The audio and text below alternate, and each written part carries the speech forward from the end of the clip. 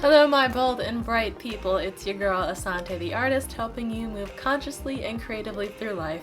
So let's go. It's that time of year where millions of teens will be trying to sum up their lives in a few sheets of paper to see if the past 12 years of toiling away in classrooms will be good enough to earn them a few more years of higher level toiling in more expensive classrooms. That's right, it's college application season, so today we're talking essay tips. Specifically about your main personal essay, either from the common application or the most open-ended question from the school you're applying to. And I'm speaking as someone who's a Harvard graduate, so you know these tips are Harvard proof, but they also apply to colleges more generally. There's no one thing that's perfect to write about, and there's no one thing that you definitely shouldn't write about. Okay, well actually there are a few things you shouldn't write about.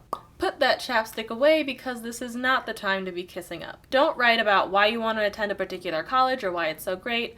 List off test scores or awards, or simply state your accomplishments. The rest of your application should contain these things, and your resume should speak for itself. If a college wants to know why you want to attend their particular institution, they will ask for that in the supplement essays. Otherwise, they already know that they're a renowned institution and have a lot of admiration, blah, blah, blah, blah. You don't need to flatter them. This is your time to be self-centered and self-important because yes, you are the star and your personal essay revolves around you.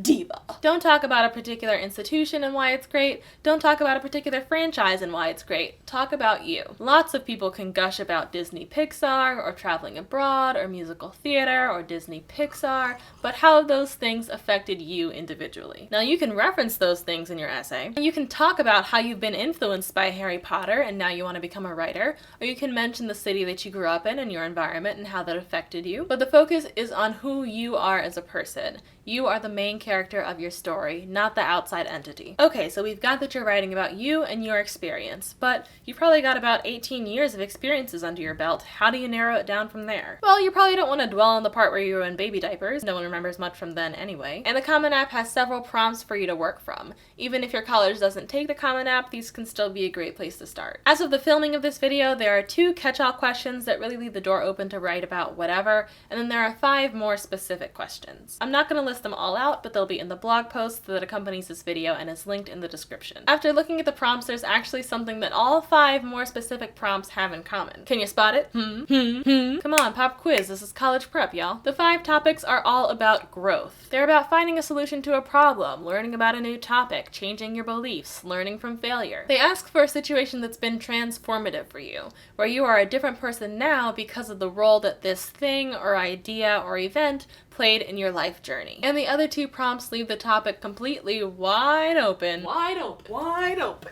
But again, I would stick with something that shows how you've grown or changed, or how something's developed you as a person. The open prompts allow you to explain a particular outstanding circumstance or part of your background, but even with that, you can show some sort of cause and effect relationship to demonstrate how this part of your identity has impacted you. As long as it meets those criteria, nothing's off limits. No experience is too big or too small. You can talk about an impactful sports meet or arts program. You can talk about something you learned while traveling abroad or something you learned while doing a summer job in retail. If you have childhood memories of war, you could talk about how that's affected you. You can talk about growing up in the projects. As long as it's part of your story and true to who you are, it's fair game. Gotta get your head in the game. I mean, it's high school musical. I think it's relevant. And just as important as what you write about is how you write about it, which I'll get to in a minute. But as you're picking your topic, one of my secrets to a perfect essay and my strong suggestion is that you write about one particular moment. As opposed to talking about a topic that has impacted you broadly or how you've grown more generally, try and focus on one moment, one project, one event, one particular time frame. That will make it easier for you to be specific to a unique experience, and it'll make it easier for you to follow the next tip. My other recommendation and secret to a stellar essay is that you should literally tell a story, as in your essay should read like a narrative. You should hook the reader at the beginning,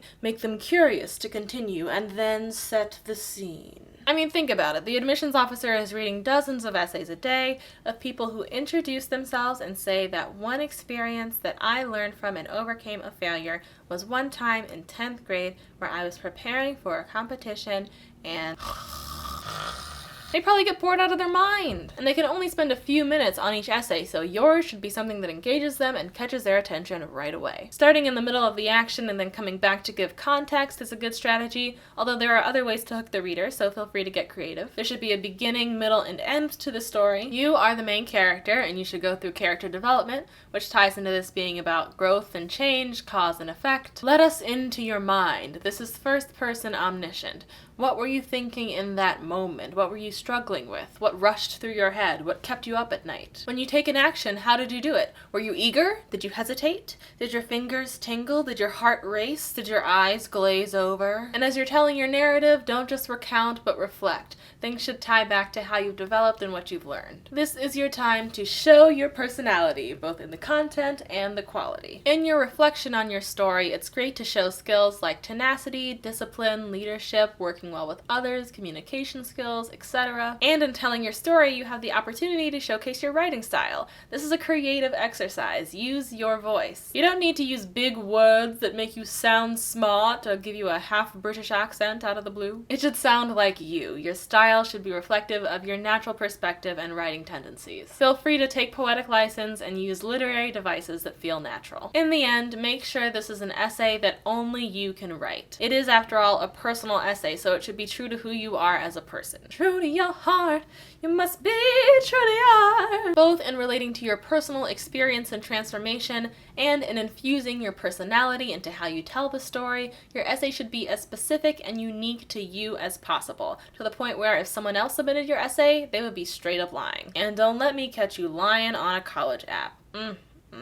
If you're new here and you're interested in young adulting tips, social issues, and culture, then you should subscribe to get new videos from me every Thursday. And a string of Harvard and school advice videos are coming out in a couple weeks, so stay tuned for those. Huge thanks to my Patreon patrons. You all are so important in sustaining this channel. My patrons' names are in the description, and if you want to help out and join the Patreon fam, it'd be much appreciated. As always, remember to live spiritedly and think creatively, and I will see you next time.